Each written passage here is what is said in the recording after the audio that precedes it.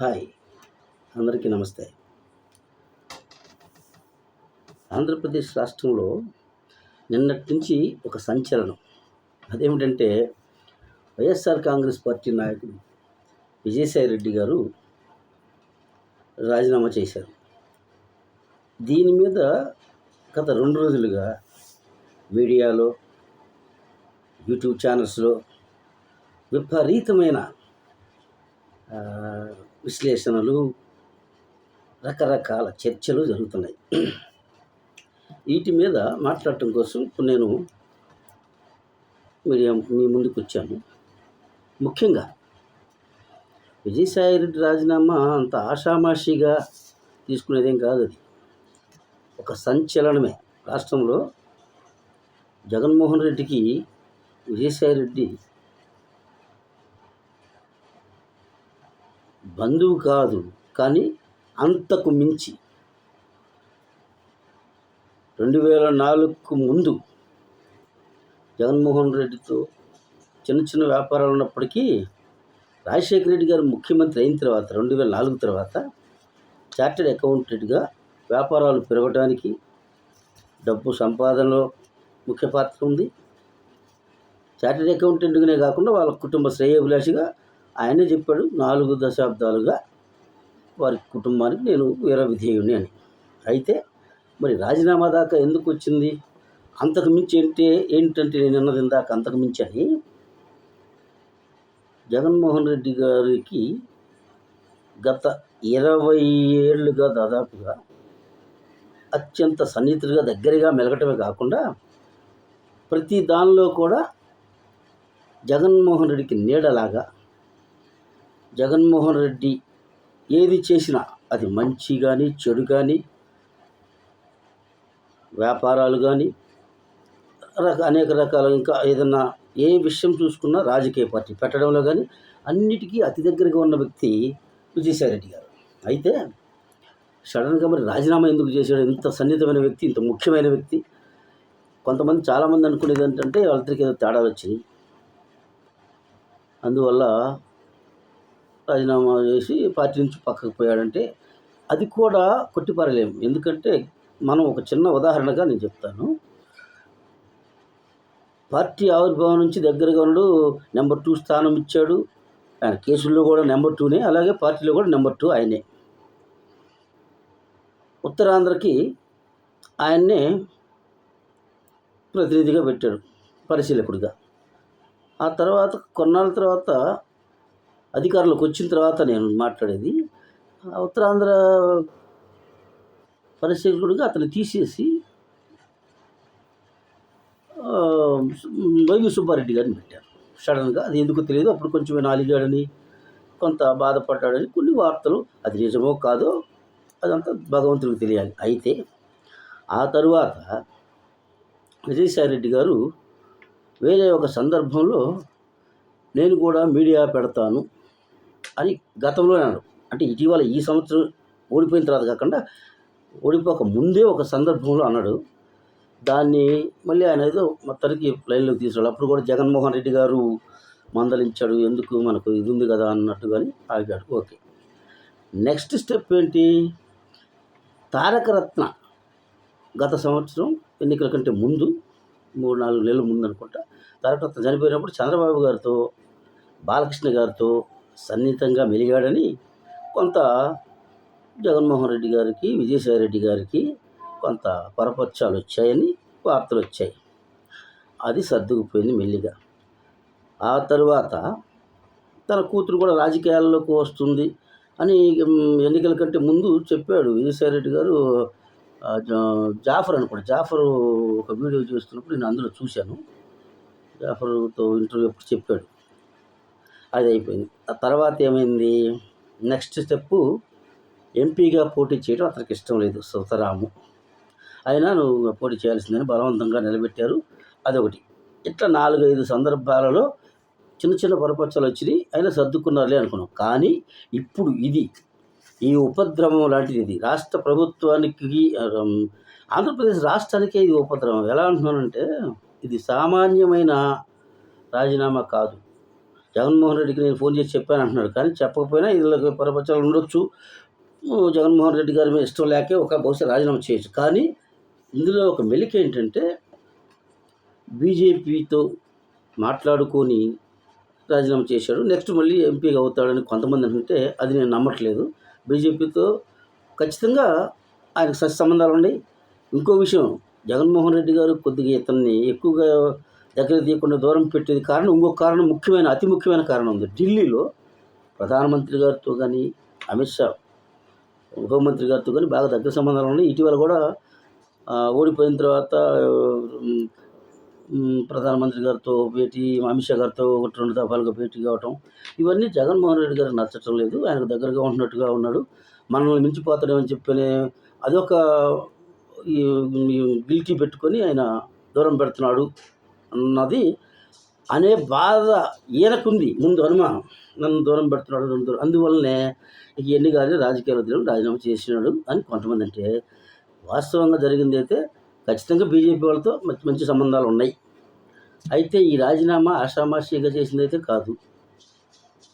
Next step, నేను రాజకీయాల్లోకి రాను. ఆయన తర్వాత ఈరోజు కూడా మీడియాలో మాట్లాడుతుంటే కూడా చూశాను. నేను రాజకీయాల్లోకి రాను, నేను రాజకీయాల్లో ఉండను, నేను పూర్తిగా వ్యవసాయం చేసుకుంటాను, నేను అబద్ధాలు చెప్పను, నేను హిందువుని, దేవుని నమ్ముకుని హిందువుని, నేను అబద్ధాలు చెప్పను అంటున్నాడు. భారతదేశంలో 150 కోట్ల 1.5 కోట్ల జనాభాలో 150 కోట్ల జనాభాలో హిందువులు ఎక్కువనే ఉన్నారు. అందరూ హిందువులే. నేను అబద్ధాలు ఆడనంటే మరి నువ్వు చెప్పినన్ని అబద్ధాలే కనపడుతున్నాయి కదా.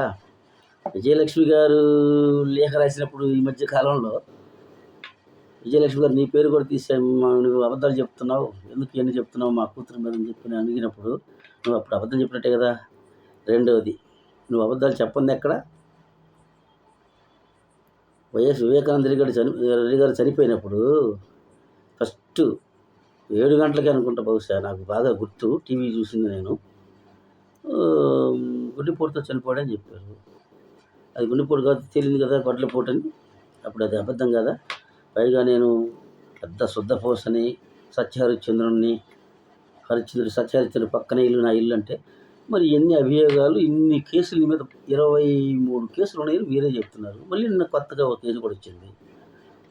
అసలు ముఖ్యంగా రాజీనామా చేయడానికి ఒకటే ఒక కారణమని నేను బలంగా నమ్ముతుంది ఏంటంటే భయపడిపోయాడు. నేను భయపడను, ఎవరికి భయపడను, మీడియాని బెదిరిస్తా, నేను కూడా మీడియా పెడతా, మహా న్యూస్ వంశీని నువ్వెంత నీ సంగతి తెలుస్తాను ఇవన్నీ చెప్తారు. కానీ నువ్వు భయపడవు. ఎందుకు భయపడుతున్నావు అంటే గత కేసుల గురించి ఎటు అలవాటు పడిపోయారు మీరు, అక్కడికక్కడ ఏం చేయాలో చేసుకున్నారు. కానీ ఇప్పుడు కొత్తగా కాకినాడ పోర్టు, సెజ్, ఈ 2 కేసులు, ఈ కేసులో కేవీ రావు గారు పెట్టిన కేసులో ఆల్రెడీ మీకు ఈశ్వర్ రెడ్డి గారికి నోటీసులు వచ్చినాయి. ఒకసారి విచారణ కూడా పోయి వచ్చాడు. ఇది గట్టిగా తాకిన మాట వాస్తవం, ఇది వదిలేది కాదు. రాష్ట్ర ప్రభుత్వం కూడా ఈ విషయంలో సీరియస్గానే ఉందని అనుకుంటున్నాం, ప్రజలందరూ నమ్ముతున్నారు. అది తర్వాత చూద్దాం రాష్ట్ర ప్రభుత్వం ఏం చేస్తుంది అనేది. ఈ విషయాల్లో ఈ కేసులు ఇవన్నీ నీకెందుకు అని కేంద్ర పెద్దలు కూడా సలహా ఇచ్చుంటారు. నువ్వు కొంత రిలాక్స్ అవ్వాలంటే నువ్వు రాజీనామా చేసి పక్కకి వెళ్ళిపో, నేను చూసుకుంటాం, తర్వాత చూద్దామని. దానివల్ల ఏదైతేనే కొంచెం భయపడి కేసుల గురించి రాజీనామా చేశారు.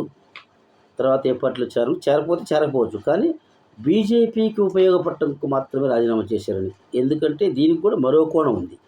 ఆ మరో కోణం ఏంటంటే ఈ మధ్య బీజేపీ పెద్దలు చిరంజీవి గారితో ఎక్కువ, ఆయన మొట్టమొదటి నుంచి కూడా ఎన్నికల కంటే ముందు కానీ, ఎన్నికలప్పుడు గెలిచిన తర్వాత ప్రమాణ స్వీకారం రోజు కానీ పవన్ కళ్యాణ్ గారు చిరంజీవి గారు చేతులెత్తడం, ప్రధానమంత్రి గారి దగ్గర పోయి ఇద్దరి దగ్గరికి పోయి ఇవన్నీ జరిగిన తర్వాత కూడా మొన్న సంక్రాంతి పండుగ సందర్భంగా తెలంగాణ మన కేంద్ర మంత్రి, తెలంగాణ మాజీ తెలంగాణ బీజేపీ అధ్యక్షుడు అనుకుంటా బహుశా ఇప్పుడు కూడా స్టిల్, కిషన్ రెడ్డి గారు ఢిల్లీలో తన నివాసంలో సంక్రాంతి పండుగ జరుపుకుంటున్నారు. ప్రధానమంత్రి గారిని పిలిచారు. అక్కడ చిరంజీవి గారిని పిలవాల్సిన నెసెసిటీ లేదు అసలు. కారణం ఏంటంటే కిషన్ రెడ్డి గారికి చిరంజీవి గారికి పెద్దగా అంత అన్యోన్యమైన సత్సంబంధాలు కూడా పెద్దగా అనిపించవు మనకి. కానీ అక్కడికి పిలిచారంటేనే 2 తెలుగు రాష్ట్రాల్లో చిరంజీవి గారిని ఉపయోగించుకోవాలని బీజేపీ భావిస్తుంది. దానికి కొన్ని ఈ మధ్య వార్తలు కూడా వచ్చినాయి. చిరంజీవి గారిని కేంద్రంలో మంత్రిగా తీసుకుంటే మంచిదే. కాకపోతే అది ఈ రూపంగా ఇప్పుడు కేంద్రంలో అంటే ఇప్పుడు ఏం రాజ్యసభలో ఏమి లేవు వచ్చాయి కాబట్టి ఒకటో రెండో ఈ వైసీపీ వాళ్ళవి తీసేసి ఒకరికి ఒకటి వాళ్ళకి ఇచ్చుకోవచ్చు, ఒకటి చిరంజీవి గారికి ఇవ్వచ్చు అనే ఐడియా అయ్యి ఉండొచ్చు. ఏది ఏమైనా విజయసాయి రెడ్డి గారి రాజీనామా ఆంధ్రప్రదేశ్ రాష్ట్రానికి ఒక తీరం దాటబోతున్న తుఫాన్ లాంటిది. పొంచి ఉందన్నమాట తుఫాన్. అంటే మరి బీజేపీ ఏం చేసిద్దో తెలియదు కానీ ముఖ్యంగా పవన్ కళ్యాణ్ గారు, చంద్రబాబు నాయుడు గారు కొంచెం జాగ్రత్తగా ఉండటం మంచిది. ముందు చూపుతో జాగ్రత్తగా అన్ని విషయాల్లో చంద్రబాబు గారు ముందు చూపు చూస్తారంటారు కదా, ఈ విషయంలో చాలా ముందు చూపు చూడాల్సి వస్తుంది. ఎందుకంటే గత 10 ఏళ్ళుగా గట్టిగా 10 ఏళ్ళుగా బీజేపీ అధికారంలోకి వచ్చిన కాంచి చూస్తున్నాం మనం. అనేక రాష్ట్రాల్లో దక్షిణాది నుంచి పరుచుకుంటూ వచ్చారు. మహారాష్ట్రలో షిండే లాంటి వాళ్ళు కావచ్చు, చాలా కర్ణాటకలో కూడా ప్రయత్నం జరిగింది కానీ అది కుదరలేదు. తమిళనాడులో జరిగింది. వెంకయ్యనాయుడు గారు అప్పుడు ఉన్నప్పుడే ఆయన ఉపరాష్ట్రపతి కాకముందే జయలలిత గారు చనిపోయిన తర్వాత శశికళని ఏ రకంగా చేశారో మనందరికీ తెలుసు. తెలుగు ప్రజలకే కాదు, తమిళనాడు ప్రజలకు కూడా తెలుసు.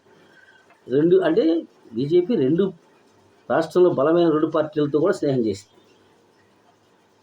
కప్ప చావకూడదు, కర్ర ఎరగకూడదు, పాము చావకూడదు, కర్ర ఎరగకూడదు, కప్పను మాత్రం పట్టాలి. అలాగా కర్ర ఎరగకుండా, పాము చావకుండా కప్పను పట్టే ప్రయత్నం అంటే ఇదే. 2 బలమైన పార్టీలు. ఇప్పుడు జగన్మోహన్ రెడ్డి గారి పార్టీ బలహీనపడింది వాస్తవంగా. ఇప్పుడు ఏం చేస్తారంటే పవన్ కళ్యాణ్ని, చిరంజీవిని అడ్డు పెట్టుకొని ఆయనకు కేంద్ర మంత్రి పదవి ఇచ్చి పార్టీలోకి కూడా తీసుకొని బీజేపీలోకి అటు నుంచి తెలంగాణ తెలుగు ప్రజలలో కొంచెం పాపులర్ ఫిగరు చిరంజీవి గారు అంటే నో డౌట్. ఆయన పార్టీ పెట్టి సక్సెస్ కాలేకపోయినా ఇటువంటి పెద్ద పార్టీ బీజేపీ లాంటి పార్టీ కనుక అండగా ఉంటే ఆయన గట్టిగానే కాస్త ఆయన అభిమానులు 1,00,000 మంది ఉన్నమాట వాస్తవం. తెలుగు ప్రజలు చుట్టుపక్కల అన్ని రాష్ట్రాల్లో కూడా కొంతమంది తమిళనాడు కావచ్చు, కర్ణాటక కావచ్చు, కన్నడీయులు కానీ తమిళులు కానీ అభిమానులు ఉన్నారు మెగాస్టార్కి. అది ఉపయోగించుకోవటానికి వాళ్ళ ప్రయత్నం వాళ్ళు చేస్తున్నారు, తప్పు లేదు వాళ్ళు. కానీ అప్రమత్తంగా ఉండాలని చంద్రబాబు గారికి, పవన్ కళ్యాణ్ గారిని ఎందుకు అంటున్నామంటే ఈ ఆంధ్రప్రదేశ్ ప్రజలు గత 5 ఏళ్ళు ఎన్ని అగసాట్లు పడాలో, ఎంత ఉక్కిష్టం పడారో, ఊపిరి ఆడక బ్రతుకులు కూడా భారం అయిపోయి ఏం జరిగిద్ది రాష్ట్రం నెక్స్ట్ ఏమైద్ది, అసలు ఎన్నికల తర్వాత ఏమైద్దో, మళ్ళీ జగన్ వస్తే ఏం చేయాలని భయపడి గుండెలు అరచేతిలో పట్టుకొని ఎలక్షన్ అయిపోయిన దాకా ఉన్నారు. ఎలక్షన్ అయిపోయిన తర్వాత కూటమి గెలిచిన తర్వాత రిలీఫ్ వచ్చి ప్రశాంతంగా ఉన్నారు ఇప్పుడు రాష్ట్ర ప్రజలు. మీరు పెట్టుబడులు ఏం చేస్తారు, తెస్తున్నారు. మీరు పెట్టుబడులు కూడా 3 లక్షల కోట్ల పెట్టుబడులు తెచ్చారు. ఇవన్నీ కూడా ఇట్లాంటి సైడ్ ట్రాక్లోకి వెళ్ళిపోతున్నాయి కొన్ని పరిణామాల వల్ల. ఓకే, జరిగింది ఎక్కడికి పోదు, అభివృద్ధి ఎక్కడికి పోదు. కాకపోతే చంద్రబాబు గారిని, పవన్ కళ్యాణ్ని జాగ్రత్తగా ఆంధ్రప్రదేశ్ రాష్ట్ర ప్రజలు మిమ్మల్ని క్షమించరు ఏమాత్రం. 5 ఏళ్ళు ముందు 5 ఏళ్ళు 2 సమాంతరంగా పట్టాల మీద బండిని తీసుకెళ్ళి అనుకున్న ప్రకారం ఏపీ అంటే ఏ అంటే అమరావతి, పి అంటే పోలవరం, అలాగే వైజాగ్ స్టీల్ ప్లాంట్ ఎలాగో తెచ్చారు కాబట్టి అది ఒకటి. వైజాగ్ స్టీల్ ప్లాంట్కి మొన్న డబ్బులు కూడా ఇచ్చారు కాబట్టి అది ఒకటి. వైజాగ్ రైల్వే జోన్ కూడా మొన్న ప్రధానమంత్రి గారు వచ్చి చెప్పారు, 2 లక్షల కోట్ల పెట్టుబడులు కూడా చెప్పారు. ఇన్ని బాగానే జరుగుతున్నాయి. కానీ తాను ఎదగటం కోసం మిగతా ఏమైనా జరగవచ్చు రాష్ట్రంలో. చిరంజీవితో పాటు పవన్ కళ్యాణ్ని, జనసేనను కూడా బీజేపీ పక్కకు తీసుకెళ్ళి టీడీపీని ఒంటరి చేయొచ్చు, ఇందులో కొంతమంది ఏమైనా చేయొచ్చు. కానీ పార్టీ ప్రభుత్వం పడిపోదు. కానీ ఇటువంటి పరిస్థితులు వస్తాయని జాగ్రత్త పడుతూ మళ్ళీ కేంద్రంతో కుర్రీలు పెట్టుకొని ఆంధ్ర రాష్ట్ర అభివృద్ధి ఆగిపోకుండా మీ సీనియారిటీతో చంద్రబాబు గారు జాగ్రత్తలు చేస్తున్నారు ఇప్పటికి వరకు. ఇక ముందు కూడా జాగ్రత్త పడుతూ పొంచి ఉన్న ప్రమాదాన్ని, అంటే ఏమంటారు కదా, కంటికి తగిలే పుల్లని కనిపెట్టుకొని వెళ్ళాలి అని, లేదంటే కనిపోయింది. అలాగే పవన్ కళ్యాణ్కి కూడా ఒక చిన్న సూచన, మీరు రాజకీయంగా మీకు అనుభవం లేకపోయినా మీరు మీ నిజాయితీ, మీ ప్రజలకు ఏదో సేవ చేయాలనే తపన ప్రజలను ఆకట్టుకుంటుంది కాబట్టి ప్రజలకు మీలాంటి రాజకీయ నాయకుడు, అవినీతి లేని మచ్చలేని నాయకుడు కాబట్టి మీరు ఖచ్చితంగా మీరు చంద్రబాబు కలిసి జోడీగా ఉంటే మీరు చెప్తున్నారు 10 ఏళ్ళు ఉంటాం, 15 ఏళ్ళు ఉంటామని. కానీ కొన్ని ప్రమాదాలు వచ్చే సూచనలు కనపడుతున్నాయి కాబట్టి మీరు కూడా జాగ్రత్తగా అతి జాగరూకతతో మెలగాలని, ఆంధ్రప్రదేశ్ రాష్ట్రాన్ని ఉన్నత స్థాయిలో పెట్టేంత వరకు మీరు కలిసిమెలిసి ఉండాలని. కేంద్రంలో ఏ పార్టీ అన్నా ఉన్నాయి, ఆంధ్రప్రదేశ్లో టీడీపీ జనసేన కలిసి ఉంటే బీజేపీ కానీ, వైసీపీ కానీ, కాంగ్రెస్ కానీ, సిపిఐసి ఎవ్వరు మిమ్మల్ని మీ దగ్గర దరిదాపులు కూడా రాలేరు. కానీ మీ ఇద్దరు ఈగోలకు పోయి ఉప ముఖ్యమంత్రిని వాళ్ళు, ముఖ్యమంత్రిని ఇంకొకళ్ళు ఇవన్నీ పెట్టుకోకుండా అవన్నీ ఎటు జరగాల్సి జరుగుతాయి. తెలుగుదేశం పార్టీకి ముఖ్యంగా మనం ఇంకొక మాట కూడా మాట్లాడుకోవాలి ఈ సందర్భంగా. తెలుగుదేశం పార్టీకి నెక్స్ట్ జనరేషన్ చంద్రబాబు గారి తర్వాత ఎవరు భవిష్యత్ నాయకుడు లోకేష్. ఆ మాట కాదనేది కాదు. ఉప ముఖ్యమంత్రి కూడా ఇప్పుడు ఎందుకు అసలు? అది నాన్ సెన్స్, అది వదిలేసేయండి. ఇంకోటి, పవన్ కళ్యాణ్ గారు క్లారిటీతో ఉన్నారు. 10 ఏళ్ళు చంద్రబాబు గారు ముఖ్యమంత్రి ఉన్నారు. ఆయనకు వయసు అయిపోయిన తర్వాత ఏం జరుగుతుందంటే తర్వాత చూద్దాం. భవిష్యత్ నాయకుడు లోకేష్ తర్వాత ఇద్దరు కలిసి పంచుకుంటారు సగం. చంద్రబాబు గారి తర్వాత ముఖ్యమంత్రి లోకేష్ అవుతాడు. 2.5 సంవత్సరం ఆయన అవుతాడు. తప్పే ఉంది. మీరు ఇటువంటి సమస్యలు పోకుండా కేడర్లను కూడా కొంచెం జాగ్రత్తగా పెట్టుకొని, నా సలహా ఏంటంటే ఈ 2 పార్టీలకి రాష్ట్రం బాగుపడాలి అంటే, దెబ్బతిన్న రాష్ట్రం, దెబ్బతిన్న రాష్ట్రం విభజనతో ఆ బాలాయిష్టాలు పోకముందే జగన్మోహన్ రెడ్డి అనే ఒక పెను సవాళ్ళు వచ్చి రాష్ట్రం మీద పడి చాలా ఇంకా అట్టడుగుపోయింది రాష్ట్రం. ఇప్పుడు ఈ పరిస్థితుల్లో మీరు కూడా ఈ గొడవలు పెట్టుకోకుండా సవ్యంగా పరిపాలించండి, అవినీతిని రూపుమాపండి, అభివృద్ధిని చూడండి. మీ ఎమ్మెల్యేలకు, ఎవరి పార్టీ ఎమ్మెల్యేలకు వాళ్ళకి కొన్ని చోట్ల ఎమ్మెల్యేలకు కూడా కొన్ని చురకలు మీరు కూడా వేయాల్సింది ఉంది. మీరే చెప్పుకోవాలి పార్టీ అధ్యక్షులుగా. క్యాడర్ని కూడా ఈ యూట్యూబ్ అటు ఇట్లో లేకపోతే సోషల్ మీడియాలో ఇష్టానుసారం పెట్టుకుని వాళ్ళు సోషల్ మీడియాలో కూడా వేరే వాళ్ళు దూరి కూడా మీ ఇద్దరి మధ్య పరపచ్చాలు పెట్టాలి. ఒకటి ఎన్నికలకు ముందే మిమ్మల్ని కలవనీయకుండా చేయాలని అనేక ప్రయత్నాలు చేసిన ఈ వైసీపీ కానీ, జగన్మోహన్ రెడ్డి గారు కానీ ఇప్పుడు మాత్రం చేయకుండా ఎలా ఉంటారు? ఇప్పుడు విజయసాయి రెడ్డి రాజీనామా కూడా మీ ఇద్దరిని విడగొట్టే దానిలో ఒక భాగమే అనేది నా యొక్క దృఢమైన అభిప్రాయం. విజయసాయి రెడ్డి రాజీనామా జగన్మోహన్ రెడ్డికి తెలిసే బీజేపీతో కన్నుగొట్టి మీ ఇద్దరిని చీల్చేదానిలో ఆ ప్రయత్నంలో ఇది ఒక అతి ముఖ్యమైన భాగం. దీన్ని జాగ్రత్తగా ఆలోచించుకుంటే 2 పార్టీలు బాగుంటాయి. లేదంటే మళ్ళీ మొదటికి వస్తుంది, ఈ రాష్ట్రం మొదటికి వచ్చింది. ప్రజలు మిమ్మల్ని కూడా క్షమించరు. ప్రత్యామ్నాయం అంటే చూసుకుంటారు, తర్వాత ఎవరో ఒకళ్ళు వస్తారు. ప్రపంచం ఏమి మునిగిపోదు కదా. కాబట్టి నా యొక్క ఈ విశ్లేషణ మీద జనాల అభిప్రాయం కూడా చెప్తే సంతోషం. Thank you. అందరికీ నమస్కారం.